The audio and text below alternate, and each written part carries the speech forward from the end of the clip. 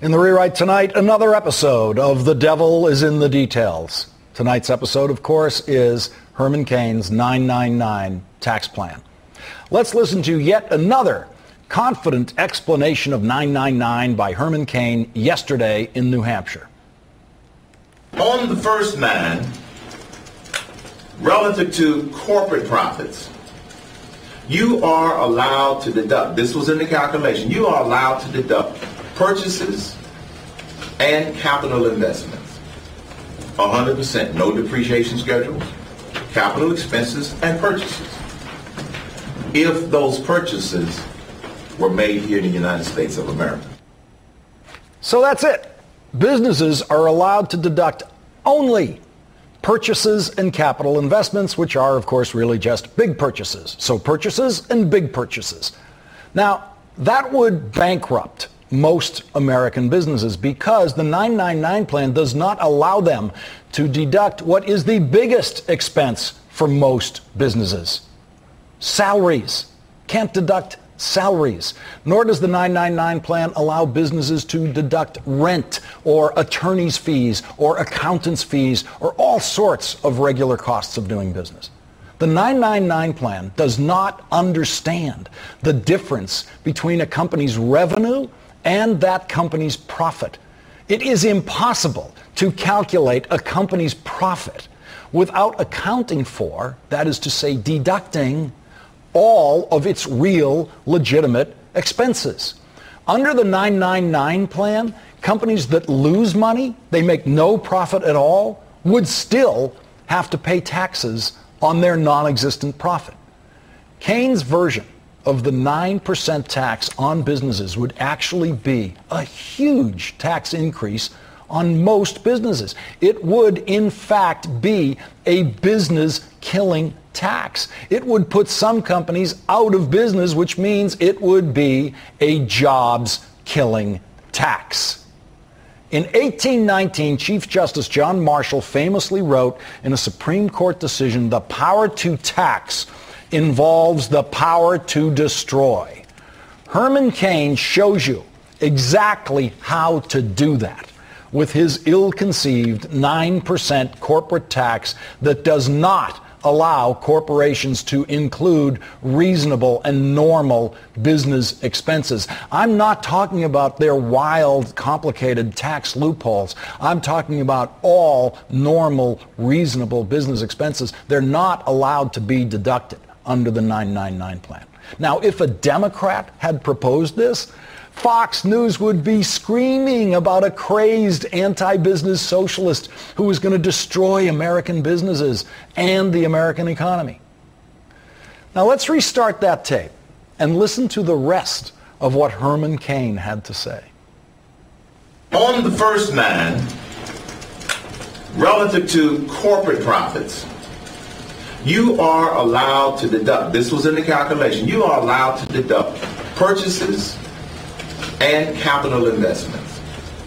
100%, no depreciation schedules, capital expenses, and purchases.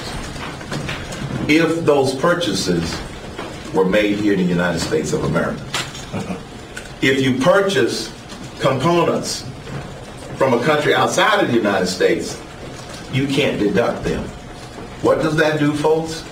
It makes U.S. goods more competitive with the rest of the world. It levels the playing field.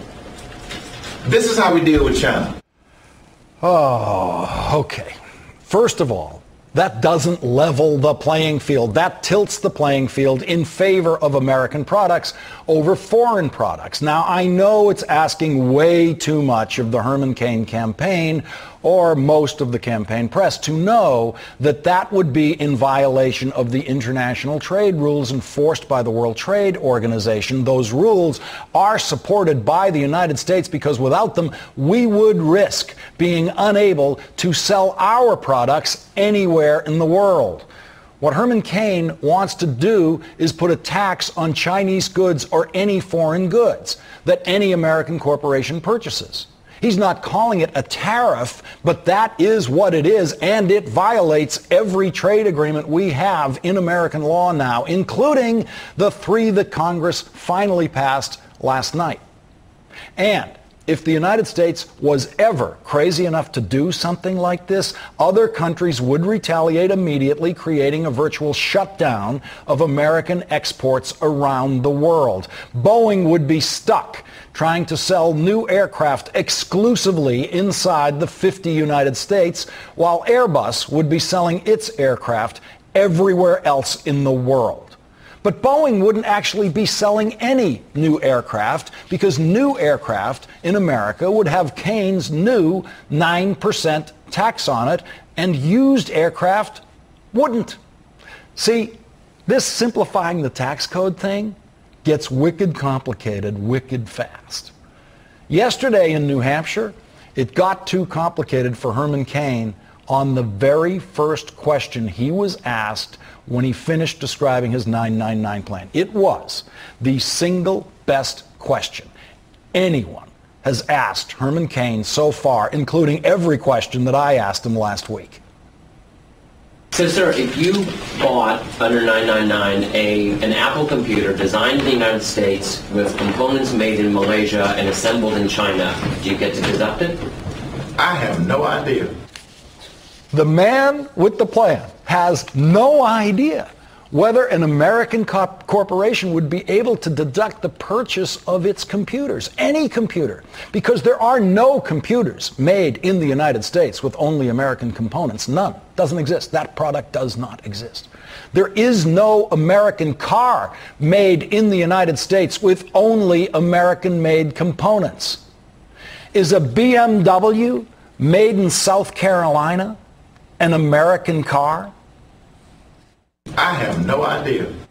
Is a Toyota Camry made in Kentucky an American car? I have no idea. Oh, and because according to a Department of Energy report, it is usually impossible to tell whether the petroleum products you use came from domestic or imported sources of oil once they are refined, would airlines in America and other businesses be able to deduct their fuel expenses? I have no idea. I have no idea. I have no idea.